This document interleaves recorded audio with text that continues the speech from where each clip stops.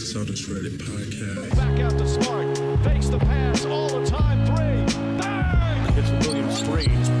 Lobs it up for Robert Williams. Shouldn't he know? Jaylen Brown. What a dunker! Tatum. Durant, the long reach.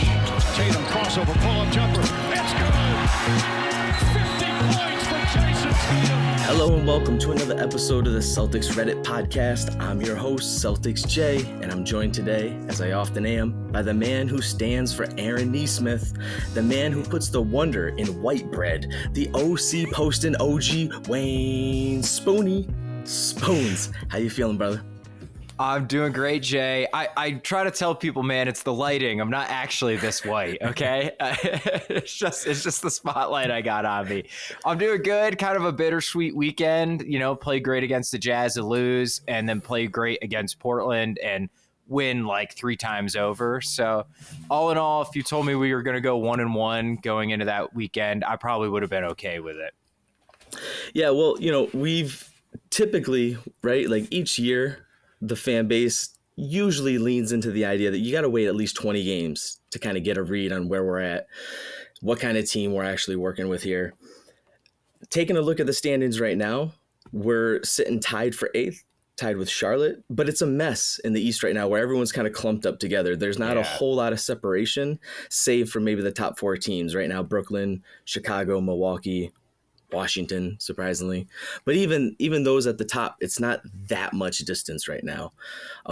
So Spoons, what are your thoughts on where we're at? How are you feeling? Are you I know you just dropped some stuff in the subs, so you were talking a little bit about what your expectations are for moving forward. How are you feeling right now in this moment based on what we've seen and what we know? So I think, like you said, I just wrote a post that was about how if the defense is real, our offense doesn't even really have to be that good, and we're going to win a shitload of games.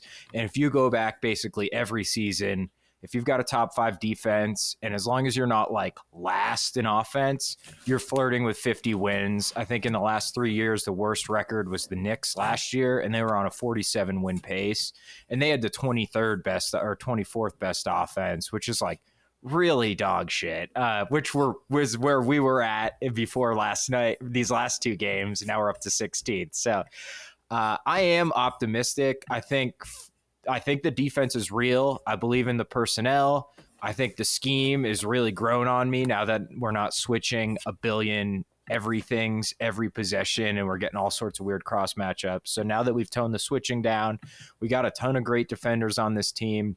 And I think offensively, like, the shots got to eventually fall, right? Like Tatum has been, when Tatum plays good, we tend to win. Go figure. And he just hasn't been playing very good recently, so we've lost quite a bit. But if you look outside of that 2-5 stretch, I think we're something like 11-6 or something like that. 11-7. Yeah, I think it's 11-6 outside of that opening 2-5 stretch when we had a new coach. A lot of new players in the rotation. So I think we are better than we look. And then if you look at the standings, I don't think Washington's quite as good as their record. Miami just lost Bam for over a month. And now Dwayne Dedmon is their starting center right now. You know, like they do not have depth. Yo, ease up, because there was a time. And I'm coming out and saying it because I got no shame as a Celtics fan, as a basketball enthusiast. I got no shame. And there was a time where I was so desperately hoping that Dedmon would get signed by us and become our starting center. So like secretly in my heart, I'm almost kind of rooting for dude. Like, hey, go show out, you know, like go play, like make me feel right inside of my soul. No one else knows about it until now. So if he plays really well, everybody out there in the fandom worlds, just know I called it. Now, yes, literally several handfuls of people now know after they listen to this. Dedmon's fine. I thought he was out of the league and terrible, but he's been okay for them. I don't think he can start. I don't think he's a great starter. So I would say I absolutely land on this sort of more recent version of the Celtics is really who we are. I think we're better than 13-11. I think we'll settle into that 4 seed by the end of the year. What about you, Jay? So my feelings are complicated. And I'm a complicated cat. On one hand, I want to agree with you and you make good points, and I don't think any of the points that you're bringing up are not valid. But at the same time, we haven't seen what this team can be. We're running into a lot of the same problems we've been running into for a couple of seasons now. We're doing a little bit better health wise. Like, it's not a severe injury, happenings that's going on, but it's very rare that we've got a full squad. We had no Romeo last night, no Horford, no Jalen, and like, this is just becoming the way that it is now. And it's just really frustrating because you're never going to be able to avoid, any injuries. It's going to happen, especially with folks playing at the level that these guys are playing at the professional NBA level. But it makes it hard to know what we've got here, because on one hand, we're not really seeing the Jays take their duo, like that dynamic duo combination to another level yet. We're just not seeing it. We're kind of seeing it with some other players on the team where you're seeing that chemistry really develop. I think we're seeing that chemistry with Marcus Smart and Rob Williams. I think we're even seeing some of that chemistry with Marcus Smart and Dennis Schroeder. And there might be some opportunities to talk a little bit more about that in depth, if not in this episode, then in some episodes to come. But it's frustrating for me to not see that chemistry between the Jays. And I think it's hard to say that it's because it's not there or it's not organically available. They haven't been physically available to play together that much to figure this thing out, especially as the team is kind of galvanized around this defense and started kind of working more fluidly with the offense. So I'm frustrated and I'm confused. I don't know what this team is. I don't know what this team is going to be. I don't understand what they're trying to position themselves for this season. It's hard to get a bead other than just Udoka getting established, right? And Brad scanning the field, and in the meantime just trying to be as competitive as possible. And if that's what we're doing, I think we're doing a good job of that. But I don't know that I'm feeling like this team is primed to excel or exceed any expectations right now. I'm still seeing the same frustrating inconsistency that I've gotten used to the last couple of years.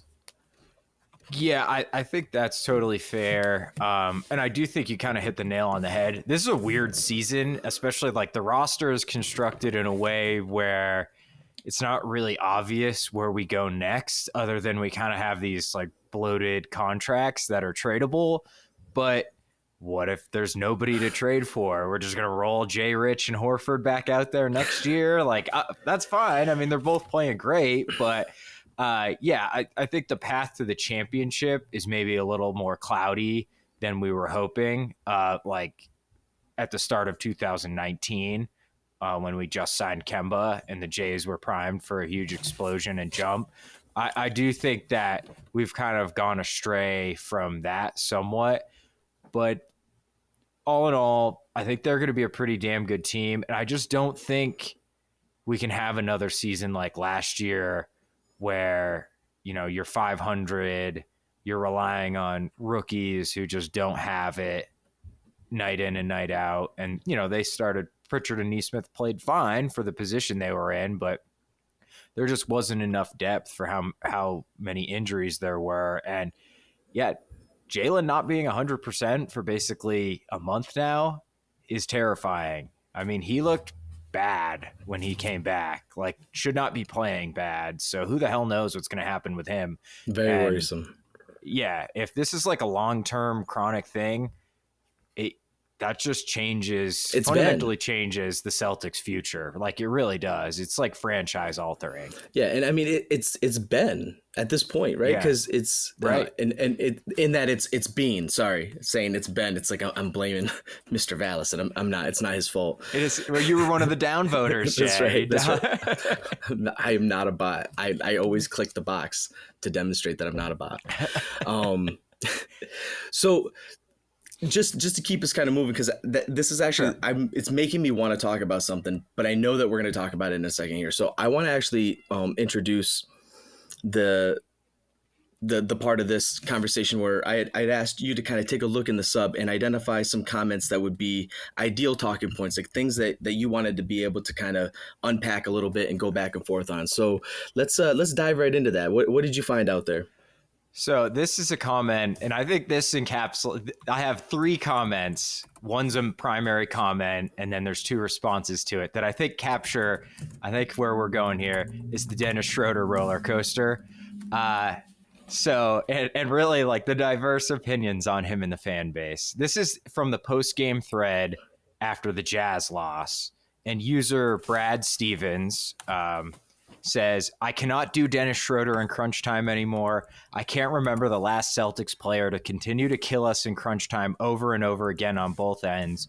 Just a bad decision maker, all-time shot making performance by the Jazz, blah, blah, blah, blah, blah. And then there's a response. I'm the King Sama.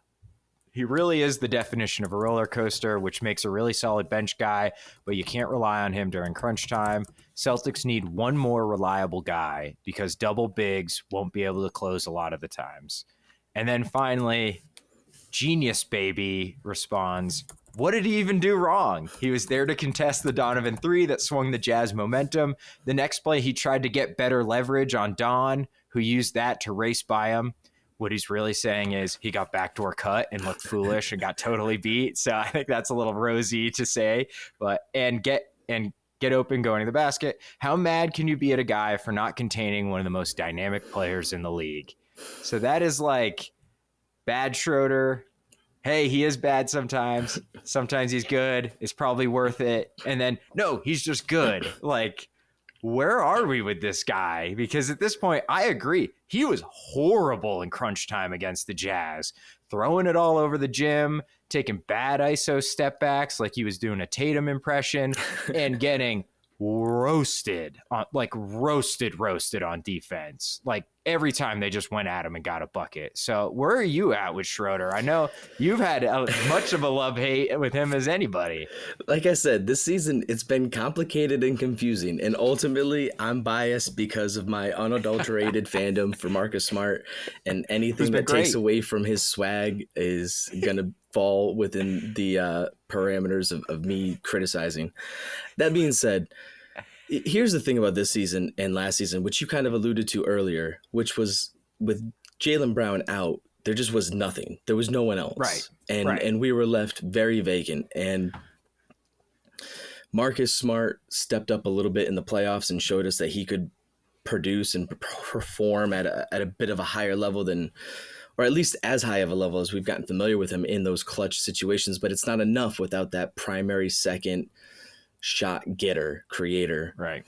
And we've seen so far this year that with Brown being out a significant amount of time so far this season, having Dennis Schröder has been the difference maker. Now, for every couple of games where he does his over dribble routine and passes to everyone except the Celtics, he's got a string of games where he's getting 20 to 30, and he's a big reason why we're either staying in a game and being competitive or inevitably winning said game. Yeah. And I think he's helping us win more games than he's helping us lose. And so I'm I know a little bit ago I was on a very different tick, but watching a bit more closely, the other thing is, he's so damn aggressive on defense, which plays well into what this team is doing. He plays above his size, so he's kind of got some Marcus Smart tenacity. He can't quite play as big as Marcus, but he's long enough that he's not getting totally outmatched by bigger guards or smaller forwards. So as far as Schröder goes, I'm not hating on him anymore. I think I'm on board with what Schröder is, what he can produce, what he can provide for this squad. What I'm wondering at this point, though, is Schröder, is he raised his trade value enough now that he is certainly going to get traded by the deadline for pieces or assets? Or has he demonstrated to this point that we need to do whatever we can to keep him? What are your thoughts? So, yeah, it is kind of like this weird catch-22 where it's like, if he's playing really good, it probably makes sense to trade him because then we can get legit assets for him. And there's really like no way we can bring him back unless he wants to take, like 9-10 million a year, which is like not bad. Maybe he will, but my guess is he will not. But then also, we're playing pretty well recently. We're like 4th or 6th in net rating in the last like month and a half or something. Like that's a legit team. And Schroeder, like you've said, man, he's been a big part of that, especially without Jalen. So I would say I'd probably lean towards keep him unless you get like totally blown away by an offer at the trade deadline, just because I think we're going to be pretty good. I think we are pretty good. And I think you got to show the Jays, like, we're committed to winning with you. We're not just going to get rid of guys who are playing great for, nebulous future assets. And I think we got to show that this is a team on the rise if we do want to strike in next offseason. And we're not just like, what star is going to want to ask out to come to Boston if we're a 500 team, right? Well, if we're a 50-win team that takes Milwaukee to 6 or 7 in the second round, maybe you're a star saying, I could be the final piece for that team. If we're losing in 5 to the Nets, nobody's probably thinking that, right? So I probably lean towards keeping Schroeder. See, I think you've got to get rid of the guy. I think you got to get rid of him. I'm shocked. Listen, I've accepted the fact that my initial sort of knee-jerk reactions to what I was seeing from Dennis Schröder were not fully thought out. And I have adjusted my perspective. But at the same time, I think one of the biggest sort of challenges this team has had over the last several seasons is pulling the trigger on deals when the time is right. Like the mid-level deals, right? Yeah. Like not the, yeah. And so at this point, I think we've seen from Brad that he's willing and able to pull the trigger and make deals right in the moment when they make sense to make them. Like that Horford deal, that could have got strung along for a while. Didn't. Nope. Just made it happen. Boom, boom, boom, done. Like before last season even ended. The man's crazy. Right. Well, I didn't even know you could do that. I'm saying, the way that he signed Smart and Robert Williams, I think, we're seeing a Brad that he's going to be opportunistic in a way that I think even Danny Ainge wasn't. I think Danny Ainge at a certain point almost would like overthink himself out of situations, or would get so wrapped up in maybe trying to navigate that trade market so cleverly that he would almost like talk himself out of deals, and maybe not talk like himself out of the deal, but talk himself out of the deal by talking, the other GMs away from the table. Right. So I think this guy is going out there and putting up 20s, 30s. He is passing the ball. He's demonstrating a commitment to team basketball. I've seen that chemistry between him and Smart improve dramatically, both on the offensive and defensive end. I think they're finding a way to coexist out there, especially when Brown's not in the lineup. I'm thinking you got to capitalize on this going really well right now, and you got to get whatever you can get. Now, where I fall as far as like, do I want picks? Do I want like a player? I'm not the biggest fan at this point of picks. Like, we don't have the luxury of being able to just like work through a lot of youth growing pains. So I'd like to see an impact player, but just at a different position. So you look out there and you see what teams need a lead guard and have a couple too many bigs, right? So I don't know exactly what's out there right now. And so I'll get flack because I don't have like any concrete sort of moves to make that'll like make a big difference. But I think you got to trade guy. You got to get what value you can. He's looking to be a bigger role player on a squad, unless, like you said, he's having some conversations like, hey, this is the place for me, this is the dynamic for me, whatever we can work out contract wise, let's work it out because I want to be here and be a part of the squad. Like that's all gravy. And then maybe in that case you end up going down the road that I'd be even less inclined to be excited about, which is you trade Smart, right? So I don't know how you trade Smart with the way he's playing, man. He's been awesome. But again, because we've run into this issue in the past too, right? Like, because when folks are playing at this level, you've got to capitalize on that momentum. Right. Like that's when the value's high. So you've got to make a judgment decision.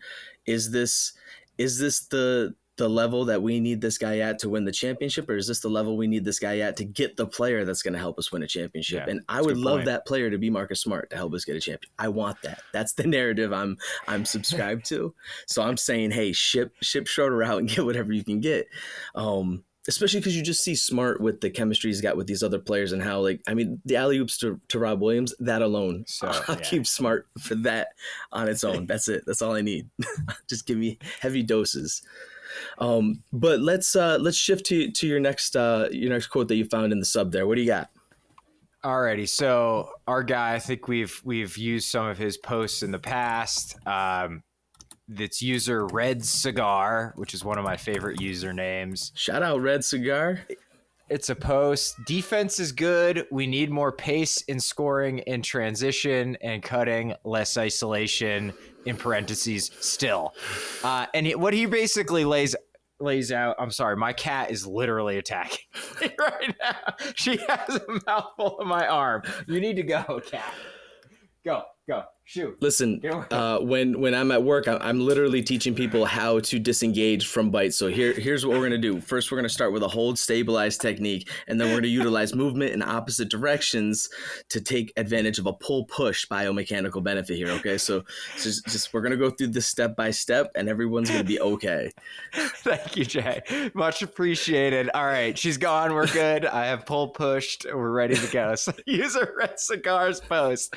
Basically, he lays out, we're great on defense. We're even doing pretty well in net rating. We're rebounding the hell out of the ball, but we're still having trouble scoring.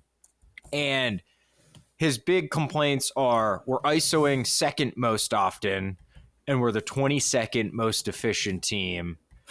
And we're cutting 12th in frequency, which is pretty good, but we're 4th in points per possession in cutting efficiency. So like we're super good when we cut, and we do it kind of a lot, but not nearly enough. So I think this is stuff that folks have been talking about. Like this is the type of conversations about the offense we've had a lot. Everyone is really talks about too many ISOs, but this post just really good job of breaking it down and showing you the numbers. And I'll add that it kind of felt like we made steps in the right direction this weekend. Like, do you feel like there was a little bit of a change these last two games? I mean, the Portland game, like we just hit fucking everything, which helps. But I did feel like we were moving the ball and cutting, and like there was a lot of possessions where all 5 guys touched it, which happened like one time last season, maybe, like that never happened last year. So do you feel like there's this kind of change, Jay, or do you think it's, the shots are just falling a little bit more? So for better, for worse, I was traveling during the Jazz game. So I missed all that. I was on a flight being all uncomfortable. Shout out American Airlines and your horrible ass seating. Like, how does every other airline know how to make a comfortable ass plane except for y'all? I don't know, but I digress. Anyway, so I didn't get to catch everything that was happening for that Jazz game, but I caught every minute of this. Well, no, not every minute. I didn't catch like the last 4 minutes of the Portland game. Well, you didn't. My stream crashed out, so I missed like the Pritchard Christmas session. That was fun. Yeah, where he just started like raining and stuff. But what I've seen, even over I think the last handful of weeks here, is a team that is making a clear effort to move the ball and to find each other. And there's a couple players that are doing that better than others. I'm liking what I'm seeing from Tatum. I think we're seeing a continued progression. I think some games it goes better than others. But what I'm seeing, regardless of sort of how the numbers play out, like I'm not even concerned with how many assists he ultimately gets. I know everyone got excited about the 10 assists the other game, but it's more for me like the how determined and focused is he seeming in those decisions that he's making? Is he making decisions because he's getting like caught and he's having to make a quick decision, or is he making a move and a quick decision that's clearly like aligned with them? Like, is he dictating what's happening out there? Yeah. I think the biggest frustration for me early on is we've been touting this young guy as this upcoming superstar and this elite top 5 echelon player, and we haven't seen him dictate the game the way that we see players at that level dictate the game. In this Portland game, that first quarter, that's the Tatum I saw. Yeah, like he was doing it was like watching any of those other like top players, whether it's LeBron, Harden, KD, whoever. Like he was just going out there, he was doing whatever he wanted. And the shot was looking good. And it wasn't even just that it's going in, right? Like, because his whole rhythm just looks different when he's in that mode and he's just locked in like that. Second quarter, I don't know what happened, but someone needs to do some investigative like journalism and find out what happened between that first and second quarter. Because in the first quarter, I was talking in our chat about this, right? In the first quarter, something happened in that first like 45 seconds, and Schroeder just starts screaming at Tatum. I don't know what the hell he was yelling at him about, and it didn't seem like it was like totally like malicious or like, you know, super ill intended or whatever. But he was yelling at him, and all of a sudden Tatum just went bonkers and just started making everyone in Portland wish they weren't there at that time. But then wish Schroeder kept his voice down. I'm saying. And then something happened in that second quarter. Everyone went to sleep. Like everyone just went and took a nap. Someone's got to find out whatever that was, because then they came back in the third quarter, and I don't know if like Schroeder yelled at Tatum again at halftime or what. Probably. But I'm trying to find out, like, is there a phone number I can call so Schroeder can yell at me some? Because I'm trying to improve my, you know, I need the juice, Dennis. That the man's, he's got something. And listen, so if he's got some kind of mojo where he's yelling at folks and then they're just becoming like, you know, God level players, then maybe we do need to keep Schroeder. Maybe I'm wrong again, and I'm fine with that. But listen, if that's how dudes play when Schroeder gets met, Schroeder, listen, I've been saying some mean stuff. Get mad at me. Come on the show, please. Yell at Jay. We'll let you as long as you want.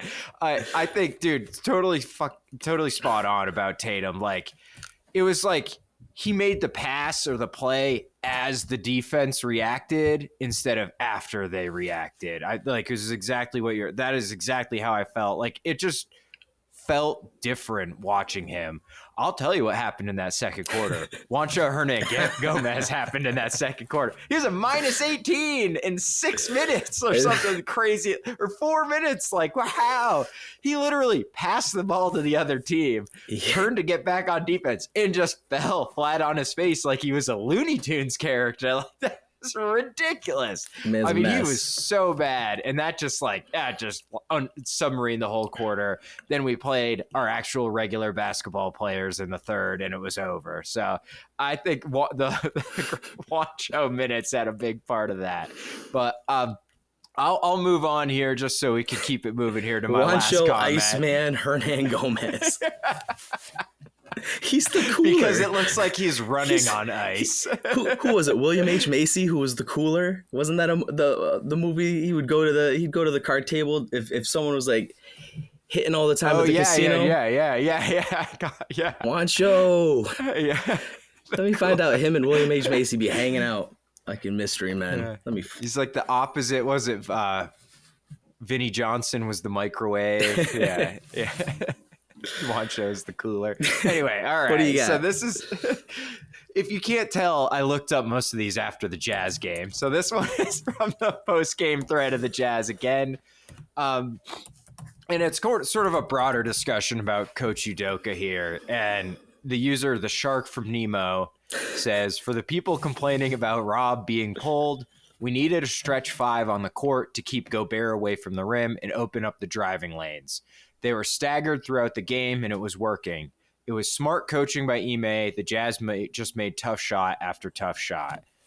And I think there's some truth to that, though. I take a lot of issue with running out double bigs to start against Utah, just because, like, what is the point, man? Like, if you have Rob out there with Horford, Gobert's just going to cover Rob and just leave him and basically play zone defense at the rim. And they got out to this huge lead, and it just doesn't work, man. And at some point, like, double bigs has been great defensively. It's been terrible offensively. It's been a positive lineup. But we have a guy out there on the team who's been playing great defense and making basically every three he takes. Here it comes. That sounds like an awful good fit for the starting lineup. And I'm actually not talking about Aaron Nesmith. I'm talking about Grant Williams, man. Like, Skinny Grant. All of these, Skinny Grant. Like, all of these problems about the fit being awkward offensively, or, well, we can't play Pritchard, he can't play defense. Like, those don't exist with Grant. And he's actually kind of rebounding pretty good. And Tatum's been a fucking monster on the glass. So I'm not even worried about the rebounding. Like, I think Grant's just got to play more, man. Like, are you seeing the same thing that I'm seeing? I am. You know what I'm also seeing is he's dedicated to setting strong screens, which I'm liking to see. He's obviously hitting his shot. I also like that he's starting to attack closeouts because now teams are closing out harder on him, and he's attacking those closeouts. He clearly hasn't really mastered that mid-range or like that kind of floater that he's playing with a little bit, but he's clearly working on it. And I think if he keeps working on that, he's going to end up being lethal because he doesn't have that above the rim athleticism. Right, that a not. lot of other players have. So it's like when he attacks that closeout, it's not like he's gonna get up there and contest at the rim. So I think that little floater that he's working on is going to be real essential to him being able to kind of take that next step and be able to be a reliable offensive threat more than just a spot up shooter in the corner. And if he does that, this man's got a 10-year plus career ahead of him, whether it's starter or key guy coming off the bench, like he's going to be legit. I've been liking Grant. I also like the fact that he's boxing out. He might not get as many of the rebounds, but some of those rebounds that other cats are getting are because Grant's in there putting his hips on folks and getting them the hell out of the way. His body's all over the place when he's on the court, but he's also under control, which is, again, it's nice. He's looking really poised out there. I'm loving the poise. Last night during the game, one of my favorite plays was, him getting it out on the perimeter, attacking that closeout, and he just did so deliberately and with patience. And then he got into the paint and he didn't overcommit to getting to the rim. He just floated it right up. I'm forgetting right off the top of my head because I feel like there was one that he missed, and I was like, man, even though he missed that, I just really like that play. I was like, if that's something that he's working on and he gets that in his bag, ooh, Grant, yeah, man. He's looking and shiny. He can pass. He's looking he can real pass shiny it a little bit. Yeah, for sure. Yep. Yeah. So I'm with you, man. I'm on the Grant train. I like the idea of him maybe sliding into that 4 spot because he's a little bit better of a fit just in general. I like what you're saying as far as like putting a little bit more balance, especially on that offensive end. I mean, Horford's shot seems to be coming a little bit more into form now. We've seen him, but now he's also out. So, is he going to come back and have to like get it back again? I don't know. We're going to have to see. We didn't see enough of the good shooting to know if like the bad really streak bad. is over or if he just had a couple of good games. So we'll see. Hopefully we are seeing more of the Horford we know and love from the perimeter coming back over those last couple of games. But yeah, I'm about Grant. I like the idea of him starting. I like the idea of that also putting Rob and Al in a situation where they're more splitting those minutes at center with one another, and just taking a little bit of the workload off both of them, because they both need to be managed a little bit. I think Rob's done a nice job of playing a little bit more under control than he has in the past, and so I think we're seeing a more reserved and disciplined, but ultimately more effective Rob Williams. But they both seem to pair really well with Grant. Like Grant doesn't seem to make either one of them worse. And I mean, exactly. I know you take a little bit more time to look at some of those advanced numbers than I do. So you tell me if I'm off base, but he seems to be a guy that doesn't really interfere with anyone else's game. No, I think that's spot on. So the big starting lineup has been great per net rating. Mainly because defensively it's a monster.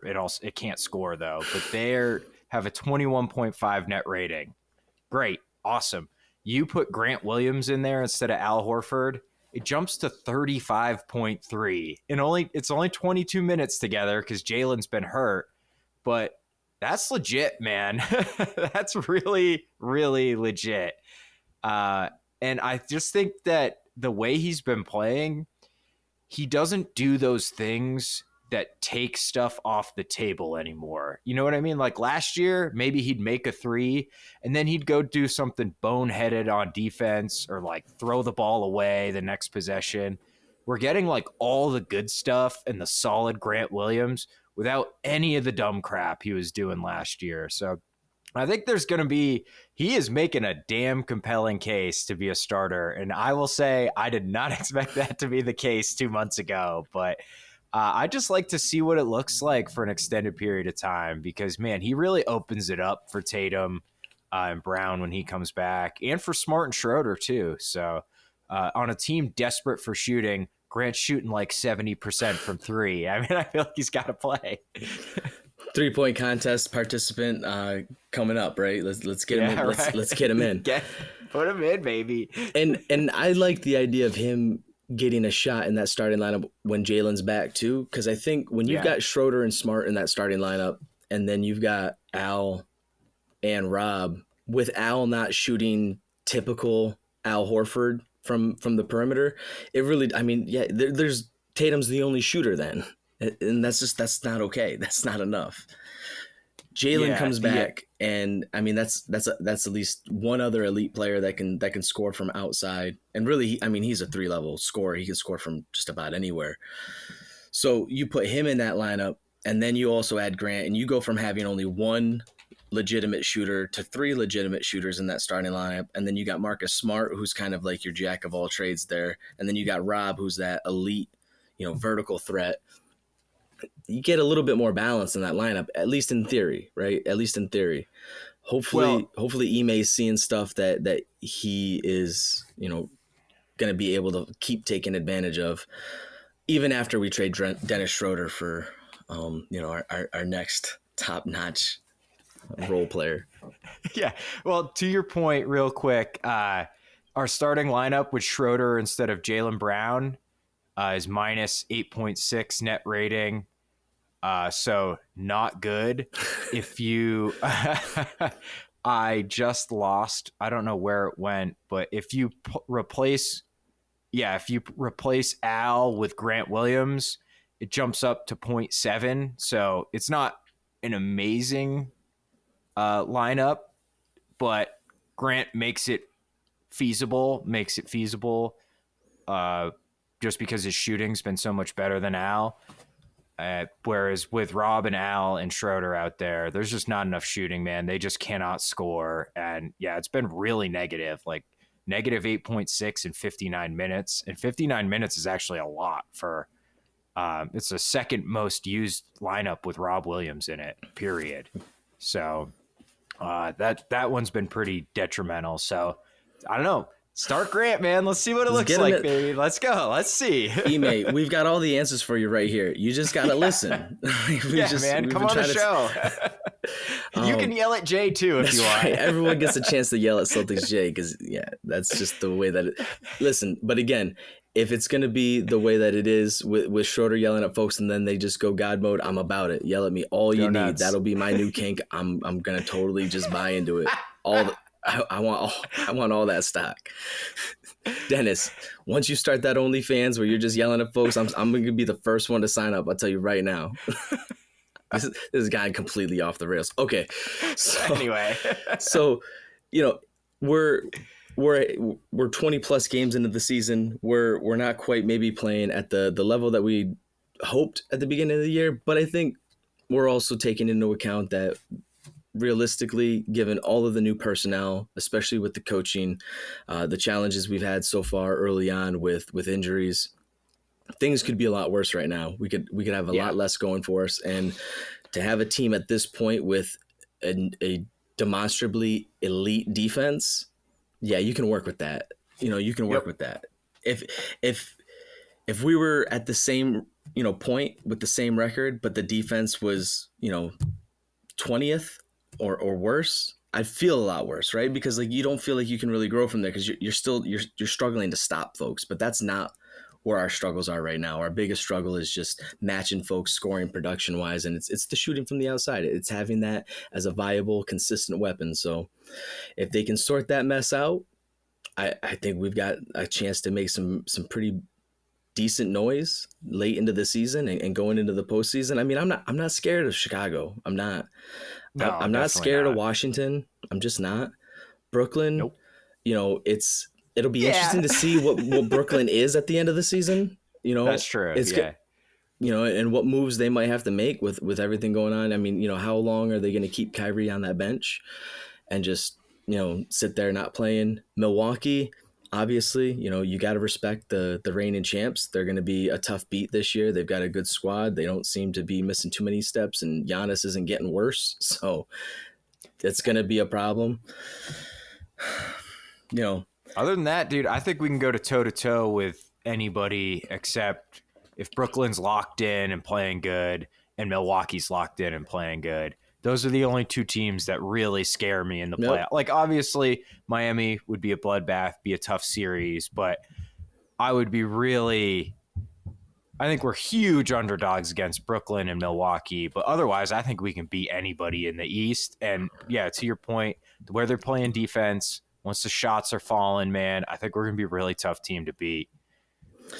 Well, here's hoping that all those good vibes resonate into more wins and success for these guys. That's gonna wrap us up for this episode here. I want to thank everybody for taking some time out of the day to follow up with us after this weekend here. Hope everyone starts off their week moving forward here well. Spoons, thank you so much for being on and having a chat with me here. Let the folks know where they can find you on social media and all that, because I know you're working out there. Yeah, thanks, Jay. It's a pleasure as always, buddy. You can find me at WSpoony on Twitter, and then my Medium is just Wayne Spoony. So everything I write goes up on the Medium. I also post it to the subreddit, and you can find it on my Twitter. If you really want like everything that I'm doing, you should just follow me on Twitter. I'm constantly posting videos, random stats I find, what I would say hilarious commentary, of course. and just in case anyone's unsure, I did find out firsthand that when he says follow him on Twitter, he certainly does not mean follow him in person. He will file a restraining order regardless of whether you work together on a podcast. So just so that other fans of your work know, don't take it a step too far. It's 25 feet, Jay. Usually they're 100, so I was being nice. All right. You can also continue to check out us at the Celtics Reddit podcast on YouTube at our channel there, as well as picking up the podcast wherever you're getting your podcasts. And you can always find us interacting and sharing and participating in conversations on the Celtics subreddit. Again, on behalf of everybody here at the Celtics Reddit podcast team, thank you so much for listening, and we'll catch you guys later. Peace.